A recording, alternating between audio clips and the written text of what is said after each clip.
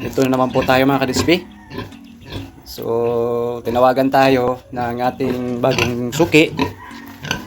Papatingin daw niya itong kanyang dumalagang baboy. So, 1 year na ito mga kadispi, hindi pa naglalandi yung baboy niya. So, napurga na natin siya nung nakaraang mga araw, pero ngayon, titignan natin kung ano magiging solusyon natin dito sa baboy na to at ano magiging problema bakit ayaw maglandi.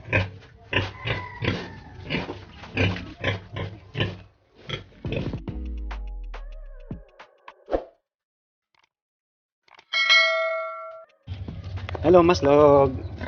So guys, nandito kami ni Maslog dahil meron pong aming customer na bagong customer na nagkakaproblema sa kanyang gagawing inahing baboy, isang dumalagang baboy na 1 year na daw po na hindi na naglalandi. Kaya first na gagawin po natin dyan ay dadalhan po natin ng barako o ipapabortiser po muna natin. Yan, lalabas ko na po yung aking barakong si Maslo guys o mga ka-DHB dahil po magpapaamoy tayo sa kanyang dumalagang baboy dahil matagal daw po naglandi. So ito guys, bago ko lang po siyang naging suki kaya siservisyohan natin at paaamoy natin yung kanyang inahing baboy o dumalagang baboy para po mayroon po tayong first step. Ito yung first step na ginagawa natin para po masolusyonan yung naging problema ng kanyang dumalagang baboy po, no? So ang gagawin natin ay paamuyin po muna natin ng barako bago natin gamitan ng kung ano-anong mga pampalandi o mga hormone enhancer kagaya ng mga nakaraan nating ginawa sa ating content. So ito po yung mas maigi daw din po talaga at maganda din po talaga na natural lang po ang gagawin natin pagpapaakyat ng kanilang mga hormone. Ito ay natural pong ginagawa talaga, nagbo-vortizer po talaga o pagpapaamoy sa barako. Ang yung iba, yung mga ginagawa ng iba ay kumukuha sila ng mga similya o habang kumukuha sila ng mga laway ng barako para ipahid dun sa muso o sa mga kulungan ng mga dumalagang baboy na matagal maglandi. Kaya ito, ang gagawin naman namin ay talagang ilalapit namin yung inahing baboy yung barako para ma-trigger ang kanyang pagpapangulag o paglalandi. So tara, samahan nyo kami ni Maslog. Ito ay part ng mga Maslog journey namin ni dalawa ni Maslog kasi naiisa na lang pong barako natin. So shout out nga po pala sa lahat ng nanonood ngayon. Thank you so much sa inyong mga support. So guys, sana matulungan niyo po si Dicals HB na makaabot man lang tayo ng 3,000 subscriber. So malapit na po tayo mag 3,000 subscribers. Sana thank you so much sa mga lahat ng sumusuporta. Tara.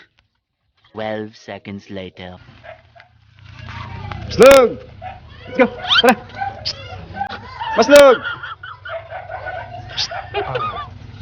So itong daan namin ay napakakipot at napakasikip. 12 seconds later.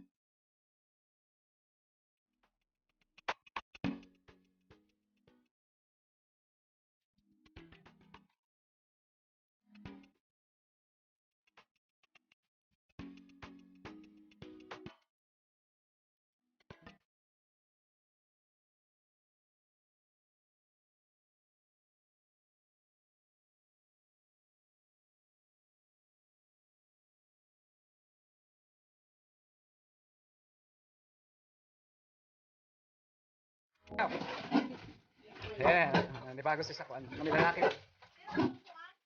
What? Kung yagi mo sa highway ako, mas pasok pa yung dalan. Okay. Baguhan siya sa kami lalaki. Few moments later. Ayan na po mga kadisbi. So nanggaling na po tayo doon sa ating suki. At pina-teaser na natin at pinaamoy na natin yung kanyang dumalagang baboy. Ang gagawin lang po natin, after mga 3 days, check po natin kung anong naging epekto ng pag-taste natin doon sa kanyang dumalagang baboy. So medyo hinihingal pa ako mga kadisbi. Kasi mahirap po kasi magpapateaser tayo ng barako tapos hindi po siya nagamit. Dahil yung barako ay talagang agresibo talaga silang mag-breed. Kaya nahihirapan o mahirap na gahatak ng barako kapag hindi pa sila nakapag-breed mga ka-HB. So konting tip po yan sa inyo sa mga mag-uumpisang mag-aalaga ng mga barako. Kaya nandito na kami nga pala ka-HB, hindi ko na nabidyohan. So ito na, pinapasok na siya dito. Kasi tumakbo siya at saka parang malakas kasi siya dahil hindi siya nakapag-breed. So pina-teaser natin siya. Hindi na rin ako nakapag-video doon dahil napakadali lang magpa-teaser ng barako sa mga dumalagang baboy. At hopefully na after mga ilang days maglalandi o magungulag na yung kanyang dumalagang baboy para wala na po tayong iba pang gagawin. Magpa-breed na lang po sa kanyang dumalagang baboy. So shout out at maraming salamat at hanggang dito na lang po si Decals HB. Babu, hanggang dito na lang po ang ating content about Maslog journey.